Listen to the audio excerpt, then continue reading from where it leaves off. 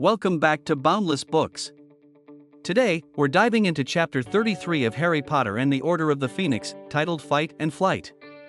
This chapter is packed with tension, magical creatures, and bold decisions, as Hermione leads Harry and Dolores Umbridge into the heart of the Forbidden Forest, triggering events that propel the story toward its climactic ending. The chapter opens with Hermione's strange insistence that she and Harry take Umbridge into the Forbidden Forest.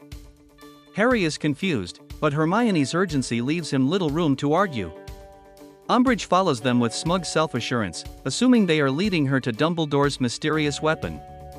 The forest grows darker and more foreboding as they walk, the thick canopy cutting out the moonlight and the gnarled trees closing in around them.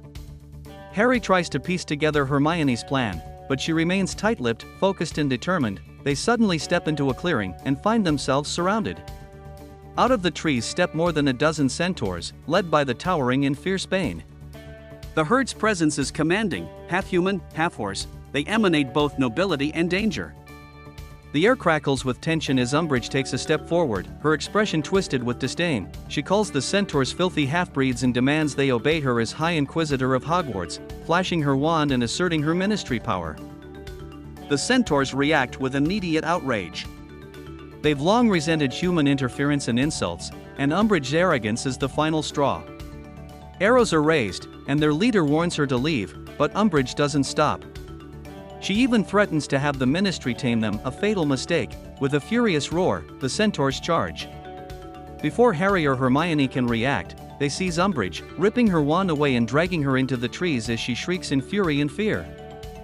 The sound of her screams fades into the darkness, leaving Harry and Hermione frozen in shock, but the centaurs aren't finished. They turn on Harry and Hermione, furious that humans have dared lead such trouble into their forest. Just as they debate what to do with the two young intruders, the forest trembles.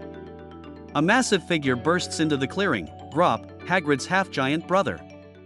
His face lights up as he calls for Hagrid, his mangled pronunciation of Hagrid's name. The centaurs panic.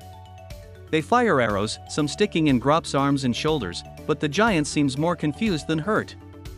He swats at the arrows and lunges forward, causing chaos. The herd scatters, some fighting, some retreating. Amid the pandemonium, Hermione seizes Harry's arm, and they dash into the forest, slipping away while the centaurs in Grawp are distracted. Stumbling out of the trees, they find a sight of relief: Neville, Ginny, Luna, and Ron, who had fought off the inquisitorial squad to follow Harry. The friends are determined to join Harry's mission to rescue Sirius, refusing to be left behind.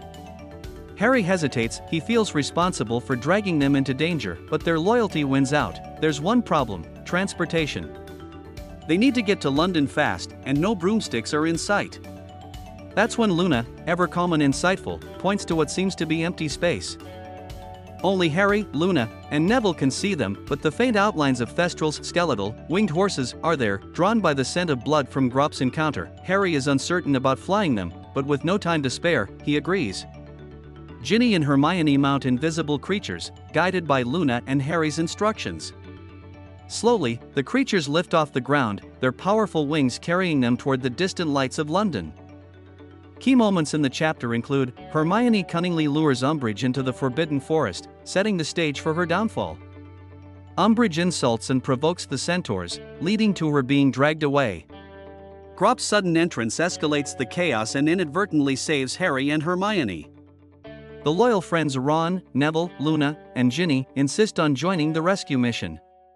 The thestrals provide an eerie, magical means of transport, setting up the next chapter's ministry scenes. Book versus movie difference: the book paints a far richer picture of the centaur herd, their culture, and their fury, while the film glosses over the depth of Hermione's trick and the details of the thestral flight.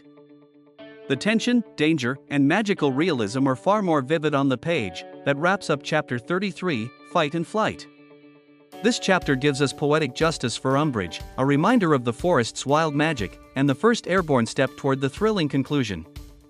Which moment stood out to you most: the centaur confrontation, Grawp's arrival, or the flight on thestrals? Comment below, and don't forget to like, subscribe, and join us for Chapter 34, The Department of Mysteries.